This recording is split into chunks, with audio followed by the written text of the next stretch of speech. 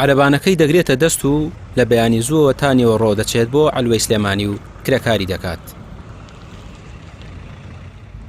کارزان عیزەت مامۆستایەکی ئاینی خۆبەخشە، بەهۆی دانەمەزراندنەوە ناچارە هەموو ڕۆژێک بە عەرەبانەکەی کرێکاری بکات تا بژێوی خێزانەکەی دابین بکات. ئەم مامۆستا ئاینە دەڵێت بەهۆی ئەوەی ئەوقاف داینامەزرێنێت ناچارە بە ئارەقی نێوچەوانی بژێوی خێزانەکەی دابین بکات. بەڕێزەکەم من لەبەرەوە ژیانی ماڵ و مناڵمی پێبەرم بەڕێوە چکم بەڕاستی ئێمەی مامۆستایانی خۆبەخش لە ئێستا هیچ داهاتێکمان نییە، هیچ معاشێکمان نییە، ڕاتوێکمان نییە.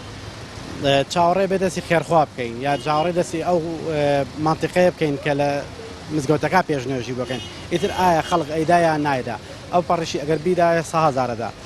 یەکێکی وەکو من لە ئێستاکە ئەمیشاکەم من لەو مزگەوتەکە ئیمامەتیەکەم 100,000 مەدەنێت بۆ مانێک.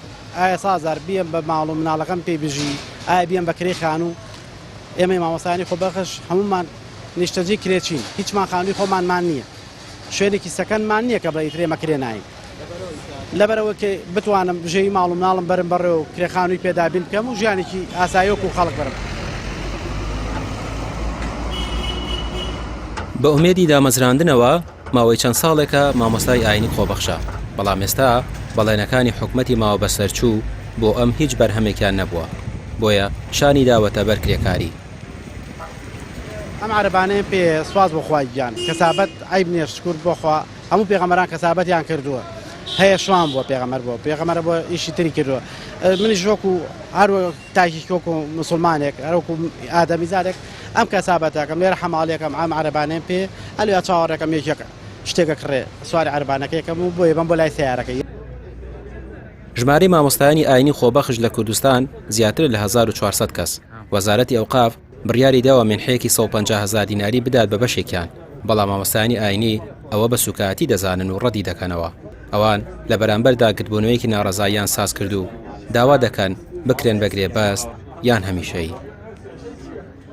ئێمەی مامۆستایانی ئاینی خۆبەخش کە زۆربەمان دەرچووی زانکۆ و پەیمانگا و حوجرەکانی کوردستانین، بەبێ بەرامبەر خزمەتی میحراب و مینبەر و مزگەوت و موسڵمانانمان کردووە لە ڕابردوودا بەر لە بەرچاوگرتنی دۆخی دارایی حکوومەت و هەر چۆنێک بێ ئەرکی خۆمان بە زیادەوە ڕاپەڕاندووە و داوای هیچمان نەکردووە لە حکوومەت.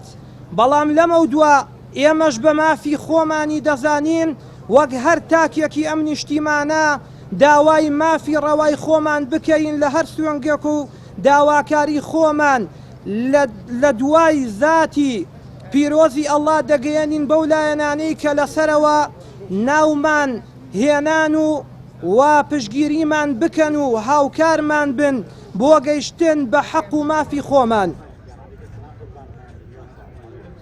مامۆستایانی ئاینی خۆبەخش دەڵێن پێشتر بەڵێن درابوو دوای وانەبێژان ئەوانیش بکرێن بەگرێ بە زیان هەمیشەیی، بەڵام بەرپرسان پابەندی بەڵێنەکان نەبوون، بۆیە بە ناچاری زۆربەیان کرێکاری دەکەن تا دەکرێن بەگرێ بەست یان هەمیشەیی. ڕامیا عوسمان، کەناڵی پێام، سلێمانی.